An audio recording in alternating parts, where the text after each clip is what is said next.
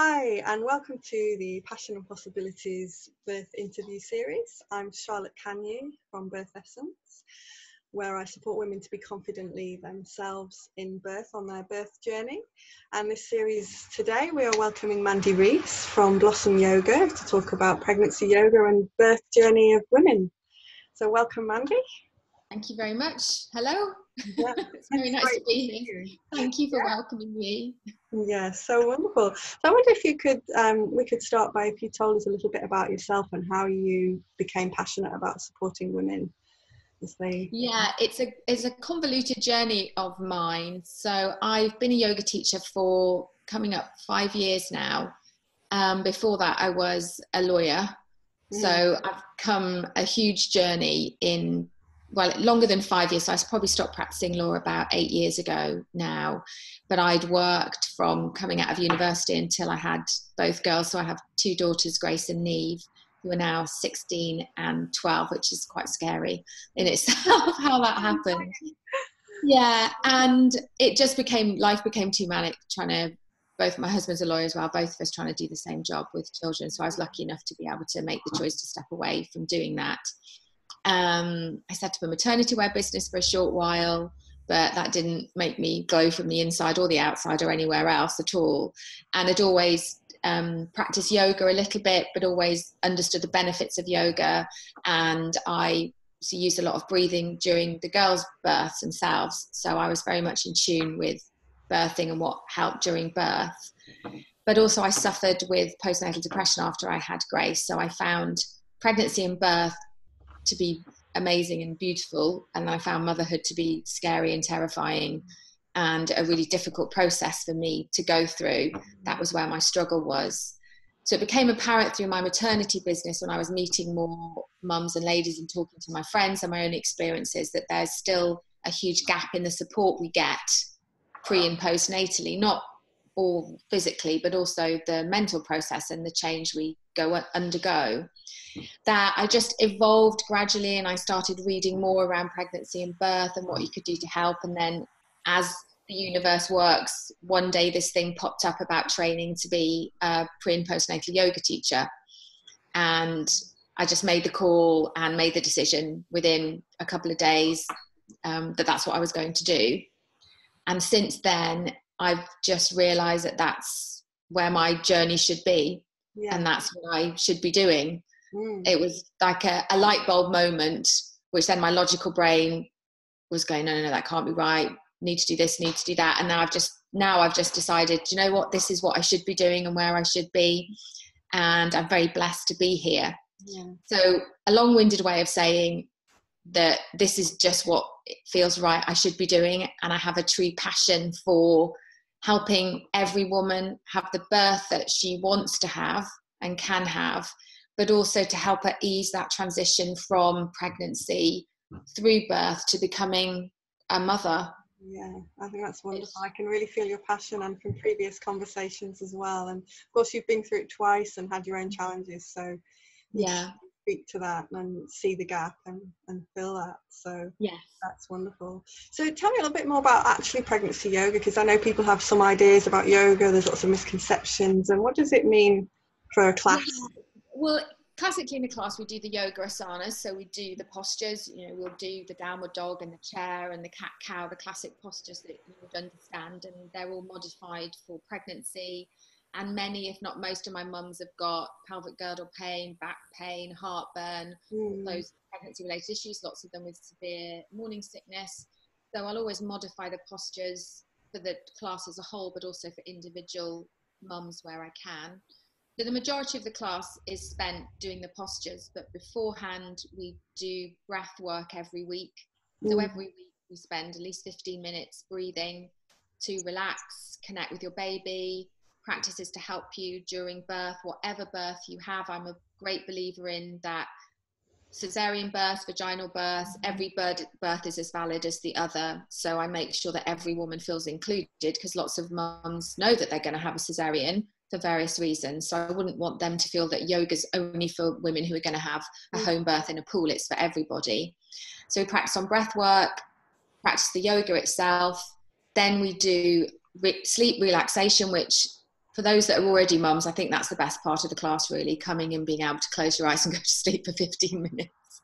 And sometimes that will just be almost silent. Often I'll do some form of guided meditation, something to help them connect with their babies, to build trust, to build confidence. I think a lot of anxiety around birth is just women don't believe in themselves. They don't have confidence and faith that they can do it. So I do a lot of guided meditations around that. Then we wake up very slowly. And then what's really key for me is that everyone, if they want to, has the chance to stay behind afterwards.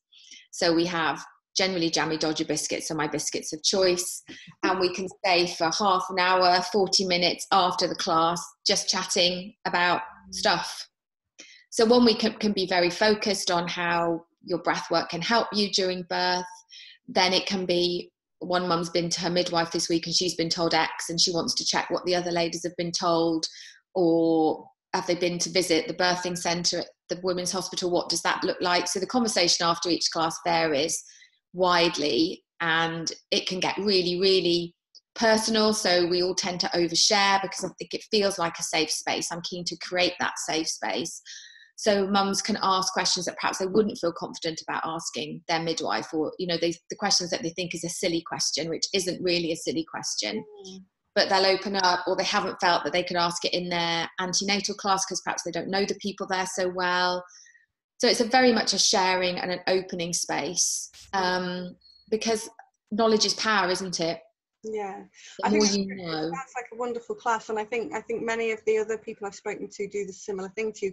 Creating a safe space is very much kind of top of the list for people. One of the top things. So it's much more than just an exercise class, for example. When it's a pregnancy yoga class, there is exercise, if you like, with the posture, really supportive for your physical body and the mental body and the breath work. And it's more than that, because the breath work, the resting that you've spoken, rest is such an undervalued, or there's another word I'm thinking of, benefit, because we tend to be not rested. And then that time afterwards sounds wonderful for you to be able to tune into the energy of the group and chat with everybody. And we're such social animals, aren't we, to feel a community like that.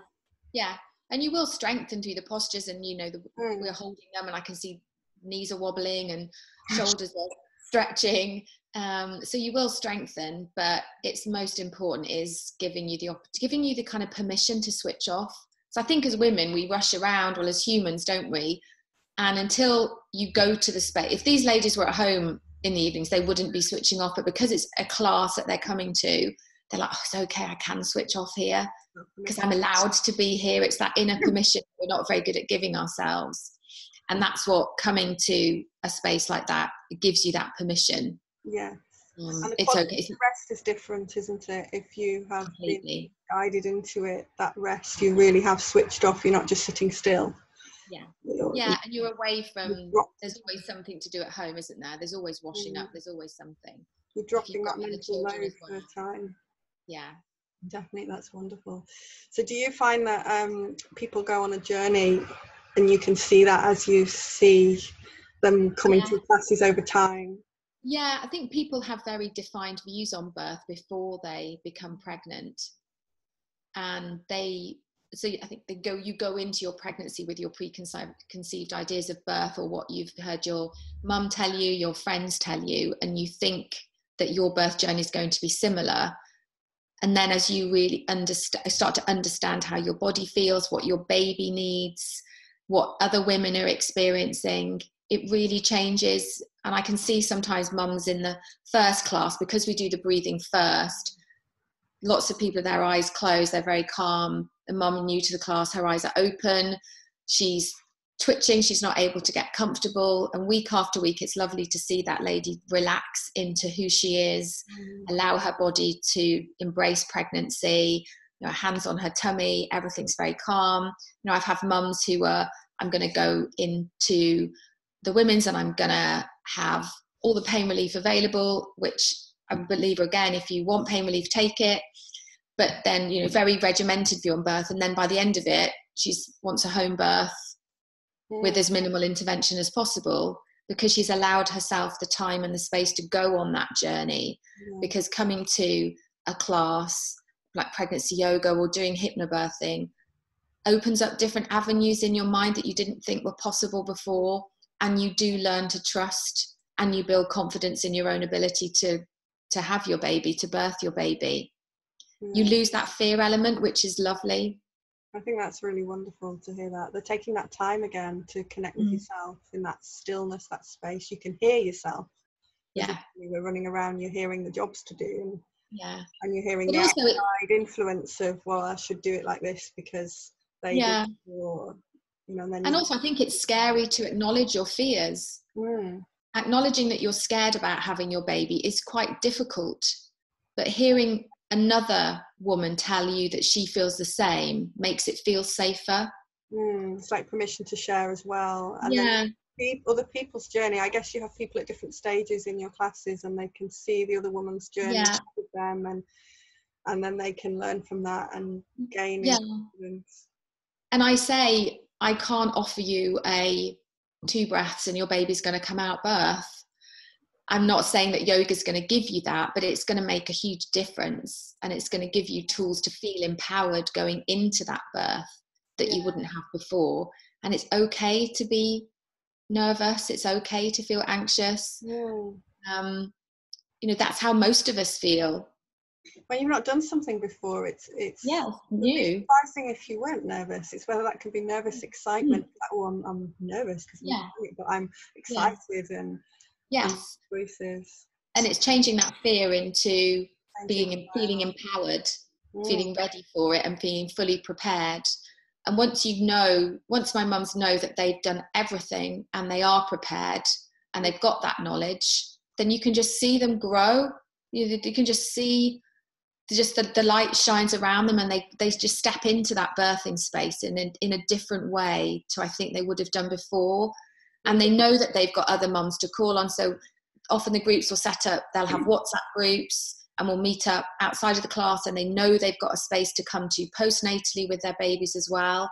And it's all about building your tribe and your community, isn't it? I think that's really, really important, that it's not so much what happens, but having a community around you to support you, and you feel supported, that space to find your own opinions, your own what you want, and then as things go, whether they're going how you want them to or not, you've got that support to still support you to find your way through that. And like you said, it might not be 2 breaths, it might be more difficult, but that doesn't mean there's a way. I think there's a way of separating difficult, intense and hard from horrible and difficult, intense and hard. It can be wonderful and amazing and long and hard and difficult, but it's still wonderful and amazing. Or it can be really traumatic because people haven't respected you, or but having that support around you to feel like yes, and then when the woman's showing up like that and saying, I deserve this is what I want, I'm excited about it even though I'm nervous, and people are validating her in that. And I think what you're doing is really important with that community. It sounds like you're offering quite a lot more than just simple classes each week. You're building a whole community with your classes, taking women on a journey, and it's learned from allowing them to so this is the time to ask for what you want.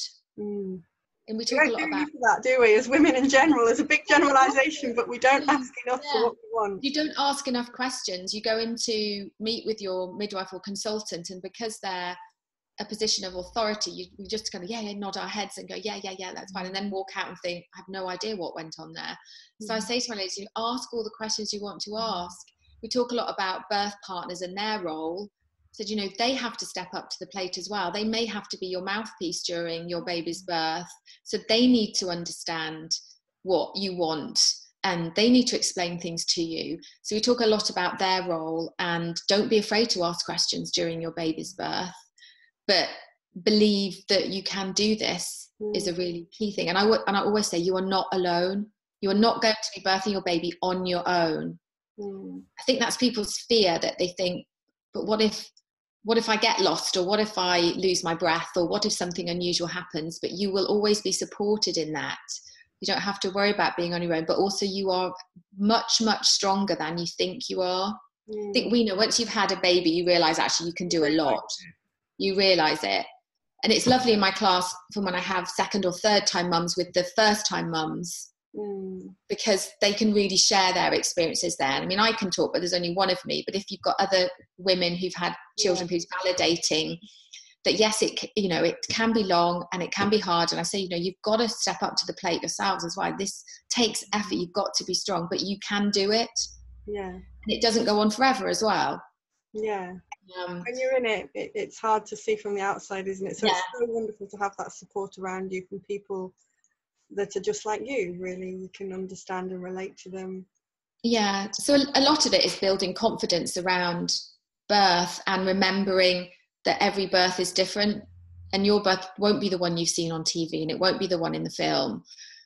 I try and avoid. One of these things, sorry I nearly interrupted you, but that, we have so many of these outside influences that aren't accurate. And so we've got the film and the media you've mentioned, but even the actual system itself is an outdated system, really, that there's wonderful midwives and wonderful people within it. And there's a system that isn't really made by women for women, and women going into it for the first time often don't realise that, and we think we're still programmed with the doctor knows best, so we'll go there and we'll be told what's best to do, and we kind of go, we'll be told, and it's not actually like that. And then going on that journey can be a bit of a shock initially when it's not. So you're going through that almost like the grief cycle of the shock, it's not, and what to do, and then in a place like coming as part of your birth preparation to find a community of supportive women, whether it be pregnancy yoga, or I'm speaking to people from hypnobirthing, I'm speaking to people from positive birth movement, other people, and everybody's talking about community and finding the support network. And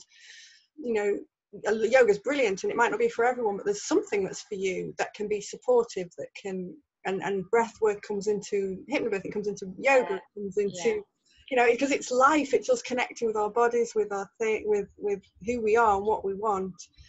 And it's such a journey, as you've said, to realize that the system isn't necessarily the perfect system set up to really support you, and that you have to ask questions about it. Is there to, that's not the right way of putting it, is there to support you, but it's not just you breeze in with your eyes closed without needing to ask questions, because of all the different protocols and systems and things, and you need to ask. Sometimes it shouldn't be that way, unfortunately.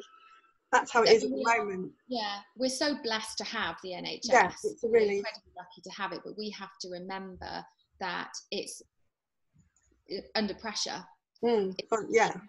That's a better way of putting it. Yeah, so I say to my mums, look, it's easier for the women's hospital to know that you're booked in for your cesarean or induction on this date because it fits for them, but that might not fit for you or your baby. Yeah. And don't be afraid to say, actually, that's not what I want. Do I have to have it on that date? Can it be moved? And I think we're afraid of saying no. Yeah. Because it's such important things to us, and it's hugely important, the birth of your baby. But that date might not work, but 2 weeks later, a week later might. Yeah. And it's okay to ask those questions. And sometimes I can literally see light bulbs going on in my mum's head thinking, oh, wow, can I say yes? Can I say no? So I don't have to go in on this date then. It's like, no, you don't have to go in on that date. There might be very good reasons you do and you want to, but have you had the conversation about moving it? And most of the time we don't, because we just think, oh, okay, I'll write it down on my note, because we're compliant generally. Yeah. It's something I'd really like to see change, that a system always has to have a certain way of going, and I know that it's changing for the better in many ways, but the pressure on it means they can't make the changes that people would like to make and see, and there's a whole thing there. But for the women to be able just to ask, like you said, that's to ask. Yeah, and even if you end up with the date that you were originally given, at least you understand why. That's so key, I think. Lots of my mums that come to my postnatal classes with some form of birth trauma, often it's because they didn't understand why. Yeah. So they didn't understand why they ended up on that date, or why they ended up, this procedure happened to them. And then once they go back and have the debriefing, which I always encourage, they feel better because there's the understanding. Yeah. But often lots of those conversations can be had beforehand. Yeah. Help alleviate any initiated by your midwife, or then you can initiate it, because then when you get your questions answered, it can allay fears, and you can question what you're being told. You can take the time, you can discuss it, your own research if necessary, but you then are more likely to get, when you question, you're more likely to get that dialogue and build a relationship with those with the midwives to support you. They get to know you, so that's wonderful. And you mentioned also how your classes, you carry on after the pregnancy, don't you? You do mother and baby yoga. Yeah, so I do baby massage, and I do mum and baby yoga, which really is yoga for mums, where babies come along too. Some weeks we do a little bit of yoga with the babies. I try and judge what's happening in the class each week. If everyone's settled then, and the mums are practicing, we'll carry on with the yoga, but that's all specifically postnatally to tone safely, so your pelvic floor, your abdominal muscles, your lower back, all that part of your body that needs loving very carefully. So I ask my mums to wait between 6 and 10 weeks postnatally before coming along to that, because I'm a huge believer that your body will get back to where it needs to, slowly and carefully and with love. So please don't rush. Yeah, don't rush to get back to exercise until you're ready to do it. You know, you need to listen to how your body feels, and every mum's different, aren't they? Some bodies are very much back to shape more quickly than others. And again, you know, all this pressure that we all have to be back in our pre-pregnancy jeans within 6 weeks is just ridiculous. We will all get there eventually. So although again we do yoga, it's really coming to the space where you know that you're going to get your biscuit and cup of tea afterwards. You know it's okay to cry, you know it's okay to feed, change, do all of that, but you can bring your baby with you and switch off. So again, I focus on the breathing. We always get 5 minutes at the end where most of the mums are lying down. I sometimes end up with 3 or 4 babies on my lap, trying to hold those so the mums can have some space, which is lovely for me because I get my baby cuddles all the time. But it's more that community. So I think my big thing at the moment is it's okay to say it's not okay. One of my lovely mums pitched up recently, and I always say at the beginning of the class, how is everyone? And she said, you know, this week I've had a really rubbish week, and you know, I'm not okay. And everyone just wraps their arms around each other and holds each other in that space. And then you will do your yoga and you will do your breathing and you will get to lie down and you step out feeling just lighter. You can crack then with the not okay stuff that's going on. Stuff that was overwhelming before. Yeah, and you know that then you've got some yoga you can practice at home with or without your little one, but you know that it jogs your memory if you've done yoga before, you've done breath work before to use. And I think the breathing is invaluable when you become a mum, because we all know how tiring and scary it is, and quite frankly how your kids get on your nerves sometimes, that you need to take some deep breaths. Thinking that taking deep breaths, counting to 10 100 times over. Yeah, exactly. So I mutter under my breath less now, and I'm sure my girls would say that I am much calmer since I've been doing yoga more regularly. It's made a huge difference to us as a family as well, that space. So it's yoga, but it's not really yoga, if that makes sense. It's a lot more. I'd say it is exactly yoga, but people think of yoga as the asanas and they think of it as the exercise. But when you take the true meaning of yoga, because there's a lot of yoga teachers out there now that have done, say, less training or a more of an exercise class, but the actual true meaning of yoga, asanas are just one part. And you're fulfilling more parts in different ways. Yes, and I'd like the mums to see it as something that they have for life then, and they can pass on to their children. And I think the babies pick up on it. They're very intuitive. And a lot of it is I talk to my mums about trusting their intuition, getting away from Google a little bit more. You know, don't rely on Mr. Google for the answers for everything. You know the answers in yourself. And again, I can see the babies develop. They'll be unsettled the first few classes, and as mum relaxes, they relax. And that is lovely to watch mums grow as well. You know, it's not uncommon for a mum in her first class to be really anxious, tearful, worried about everything, and then slowly over the week she'll just slip into motherhood in a really lovely, you know, embracing way, which is really so nice. And again, the mums have all got each other to chat to between classes. I know they meet up, create their own groups. I'll do more structured meetups that they can come along to. I'm always available, you know, via email or various messaging systems. So it's not, you don't come to my class and then you leave me. Kind of once you're in the Blossom family, you're trapped in it for life, I'm afraid. I've got your email address and I never let you go. They're always there. So it's a community, really. I really try and build a community. And not every mum wants that, and that's perfect as well. If you just want to come to the classes and then leave, you're very welcome to do that. There's no obligation. But if it resonates with you and if it feels like your space, use it as much as you can. That's really great. I think you've probably answered some of my next question that I was going to ask you. Is like, I know because a lot of people that listen are all over the world, so it might not be your class necessarily, but you know, what's the important things to look for when choosing a pregnancy yoga class, if there's lots, or finding one, what kind of things? And I think you've probably answered some of it with the community and that space. Yeah, I think what do you want out of it? You want more than an exercise class. If you do, make sure that you're not just going to get an exercise class. Is there time afterwards to get to know the other mums better? And yoga is a very personal thing as well with the teacher, isn't it?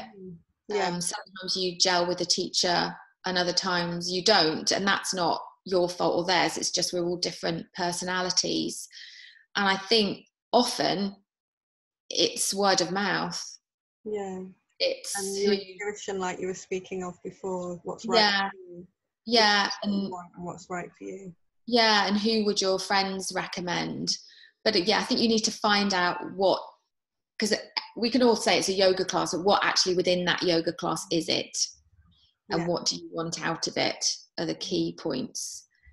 But you're never going to not benefit from a yoga class, I don't think. If it is just doing the postures, you'll still benefit strength-wise and learning about your body. And it's very safe in pregnancy and postnatally as well. Wonderful. So what do you find most inspiring about birth in general? Just women embracing it and feeling their animal birthing instinct, and it's just lovely meeting a mum who was so anxious about having her baby when she came to her first pregnancy class, and then seeing her afterwards, and she might say, oh, it was really hard and it went on for days, but it was amazing. You know, I loved it. I felt empowered and I felt full of knowledge, and I am a woman. You know, I'm stepping into that space of being a woman. I can feel it. It's difficult to describe. It's like that cave woman instinct that I could birth my baby anywhere now and it really wouldn't matter. Everything would be fine. And I agree. It's hard to put into words this kind of feeling. I think I understand. So I feel that I'm just feeling it like it's really birth is an opportunity to put yourself really in connection with something very strong and deep inside, because you can go into states you didn't know you had and then bring those out again. It just happens you start to bring that into your life after. And I think we also have to be very conscious of the women who don't feel like that in birth.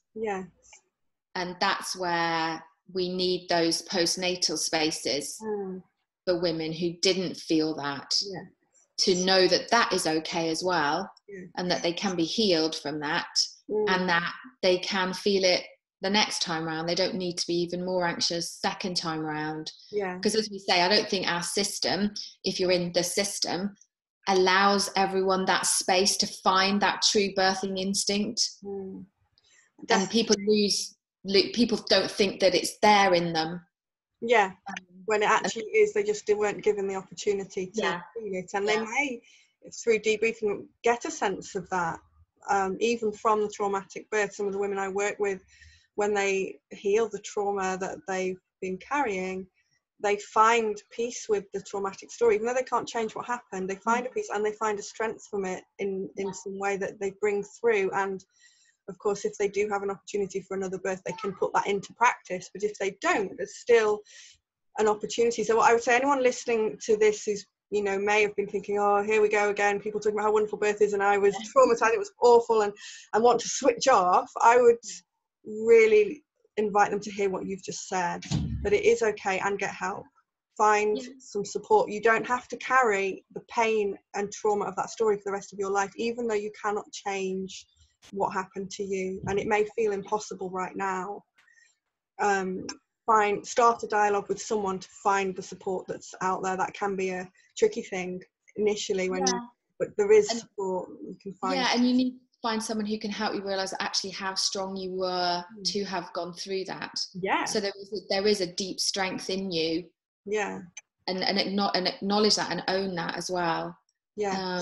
And there's other avenues. Now I have mums, often second time mums who've had an emergency cesarean and they're traumatized, but actually their partner is even more traumatized by that cesarean birth, because it's kind of not, it's, you know, they've watched it happen to their wife or partner, and that's hard. And there are often, I've referred to doula support, for example, as much for the partner as for the mum.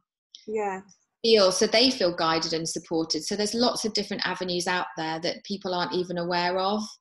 So yeah, I would agree with you. If you've had a difficult birth experience first time round, but you know you want to have other children, then fully acknowledge what happened, but don't think that has to happen next time round. Yeah.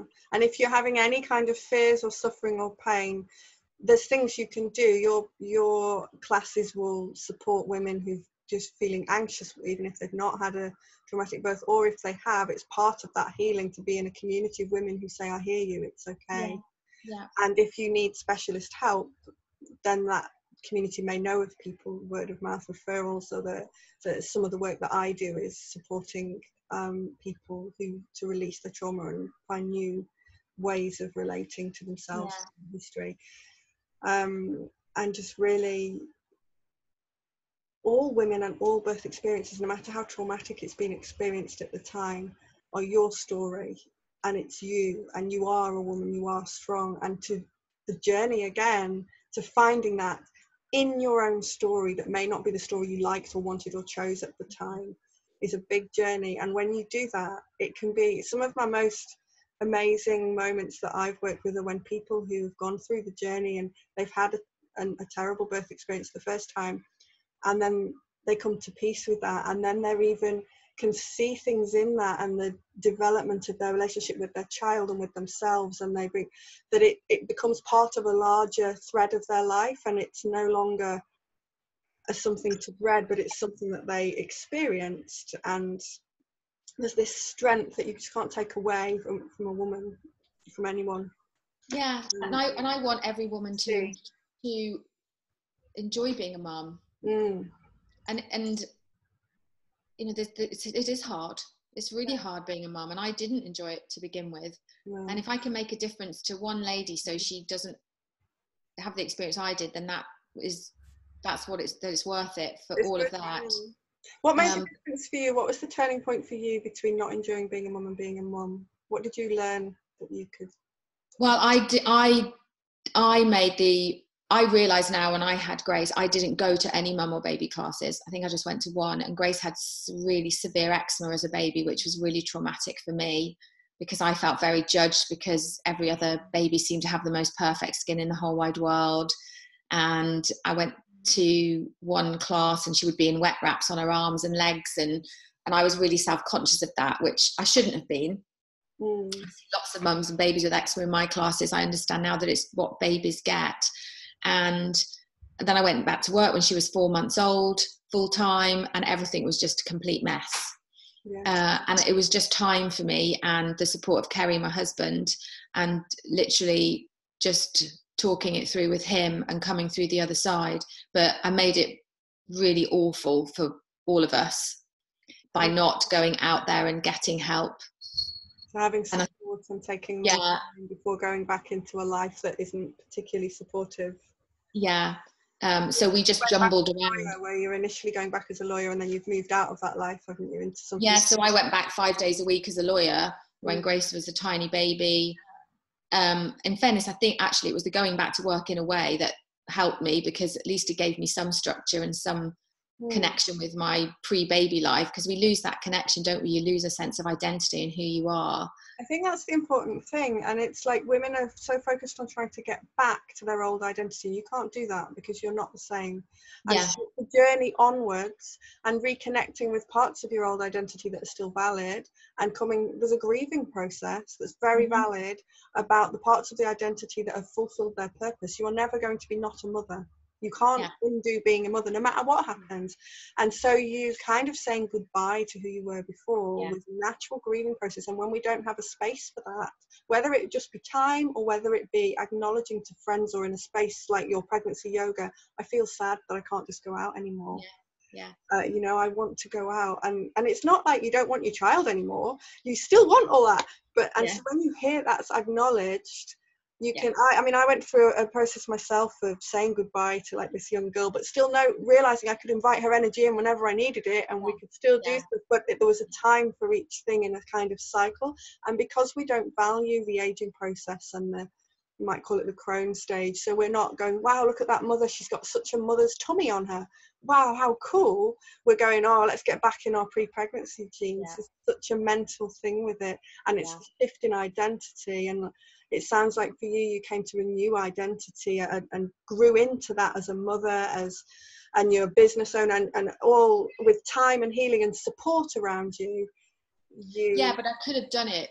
It could have been so beautiful and amazing if I'd had those other mums with me, if I'd had my mum tribe. And because I didn't have that, I felt through the transition. Yeah, I felt guilty for wanting aspects of my old life and wanting to be able to go out and wanting to not have to do the bedtime routine for a change. And ironically, when you've got the women around you, you have got quite a few of those aspects, because you've got the support of the women, whether it might be in your house or in a class as opposed to out on the town. Yeah, exactly. The point of it is the support of the women. Yeah, and the point of it is to know that everyone's going through the same thing, and to know that when you're up for your fourth feed of the night by 3 a.m. and you stick a message on a WhatsApp group, someone else is probably up at the same time feeding. And it was just the appreciation that it would just to know that I was normal, that I hadn't completely lost the plot, and that most mums feel like this. And I didn't have that sounding board because I'd chosen not to have it, because I mean, 16 years ago, there weren't the number of mum and baby classes and things that you can have now. I mean, now you could be doing something every hour of every day if you wanted to. There wasn't that support. And so when I started teaching yoga, I knew that I couldn't do what I do if I wasn't able to offer that extra level of support for the mums if they needed it. Because I knew I was really sad. And I still hold guilt around that, because I think, how does that affect Grace? How does she see that? But then I think, but look how far I've come. Yeah, it's still part of your journey, and it's part of my journey, and it's what's brought me to where I am now, and it's why I can understand the sadness around some of my mums sometimes. And I'll say, it's okay. It is okay. It does get easier. And sometimes just accepting that this is where you are now is the biggest thing that you can do. Accepting that you do have a little one that's going to wake 4 times in the night, but eventually they won't. And just don't talk to the mums whose babies sleep through. But we're all different, and we're all, everyone has different experiences, but they take you to where you need to be. Everyone has. The people whose babies are sleeping through might be suffering in another way. Exactly, yeah. It might not be, and it's about you coming back to what, not looking at the next person, but and don't compare. Don't compare. I'd rather a mum came to my class with no makeup on and baby sick all over her than having worried that she had to put lipstick on and a decent pair of trousers, to be honest. I just want her to come in whatever state she's in. And that's the best, when my mums feel they can pitch up and feeling that they look rubbish, but they still come, then that's a win for me, because they've come, and just getting out the house is an achievement. Wonderful. So if there's one thing you would like for women listening to take away today that it could make a difference to them, what would that be? It would be that believe in yourself and trust. Do you know, you're the second person that said that on my interview so far. It's a big message. Why the same place? That so much about birth and mothering is confidence. And follow your own path. Yeah, I love that. There's so much in line with my own business as well, with the confidence work that I do. Finding your own path to your own confidence. Absolutely. And believing in yourself. Yeah. To me, that sends a message out that I am worth this. That, when you are looking for your confidence, looking for what you want, believing in yourself, it's like, I deserve to have a good birth experience. I deserve to be listened to. I deserve to have this. And if it's difficult right now, I deserve better. So how can I get that? And then when you start to ask those questions, how can I be in a better feeling place? How can I feel better? How can I feel more confident? And then the answers can start to come to you. Like you Yeah. said, asking questions, you can get the answers. And Yeah. if you're not believing in yourself right now, there are pathways for you. There will be a path for you. It might not look like the next person's, and it won't look like what's on TV. Yeah, no. And that's okay. Yeah, it's absolutely okay to be anxious around it. Yeah. But don't pick a birth that you think is a good birth because you've read about it. If it doesn't sit right with you, if you want to have a water birth at home and that's what you really want, then plan for that. But if you feel that an elective cesarean is the best option for you, then plan for that. Yeah. But often I say, don't, unless you know for definite, don't really plan for a specific birth either, because you just don't know what's going to happen. You know, there's so women I work with, it's finding the parts within that plan that can be transferred. So it's what really matters to somebody. It might be that they want to feel calm and strong, and they can do that in any birth situation. Yeah. And at the same time, not to have low expectations. So don't not plan for your home birth in water, but because you wouldn't say plan your wedding and think, well, if they can't do that, we'll just settle. Yeah. But you have to be going with the flow, but it needs to be your flow, your strength. So then your birth can be how it is, even if it's not your original plan. It's still a plan that's been negotiated by you, talked by you, chosen by you, even if it's not your original. Yeah, and choose how you want to feel. I think women deserve to feel cherished and honoured and nurtured throughout their pregnancy and birth, and learn to expect that as well. Yeah. Expect to be looked information that when plans go wrong, the difference between it being traumatic and not traumatic is whether you're feeling listened to, respected, heard, cherished. And when we expect that and ask for that and expect it, it tends to be what happens. Yeah. And also learn that unless you ask for it, you just can't expect it to be magicked out of nowhere. You have to ask for it to be delivered. So if you think your partner isn't stepping up to the plate, or your consultant isn't answering all your questions, expect them to. And trust that you are doing the right thing. Yeah. Now isn't the time to be a shrinking violet. Now is the time to stamp your feet a little bit and demand what you want around your baby's birth. It's difficult for you if you say, okay, I know I need to step up and ask, or then that's again information for you that you can go, okay, so I need to be more confident, I'm not feeling it. I need to believe myself, I'm not feeling it, I'm still scared. But you can see the gap, as you said, and so then you have a chance to say, well, how can I get the support I need to be able to feel it? So the starting point is then, well, I know there is a place where I do believe it, but I'm not there. You can see the journey, finding your pathway to that. Yeah, and it's okay to be at different places on your journey. And it's okay to be initially anxious and nervous, but as you say, know that there's plenty of places you can go to get the support that you need and to feel heard. And just dip your toe into lots of pools until you find the one that's right for you. There's so many people out there empowering women in their birth. It's just, you have to find it. It's not on the post-it board in Sainsbury's, is it? No, and that's what I'm hoping with this video series, that people are connected, or locally to me. Then obviously I'm starting interviewing local people, so local to Birmingham, there's going to be people they can see directly that they may wish to connect with. And those of my listeners who are in Australia and America or elsewhere in England, I do have listeners in Australia and America, then in your local area you can start looking there too. And I'm hoping that this series opens people up. As one of the reasons I started it was that in my first child's birth I struggled to find what I wanted. I didn't even know what to look for. And so I'm hoping that opens up there's pregnancy yoga, there's hypnobirthing, there's many other options, and that's what you can also get, I do one-to-ones. I've just done a one-to-one with a pregnant lady this morning. Sometimes you want a bit more than a class setting, or you feel nervous about going into a class.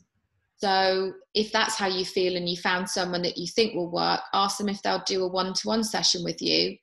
And then you can decide you can tell then whether they're the right person for you. Because some people aren't confident to go and sit in a room with 7 or 8 other people.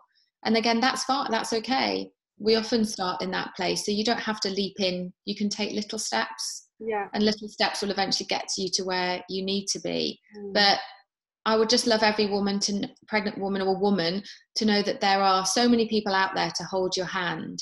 You just sometimes have to do a little bit of investigation work to find them, but they are there.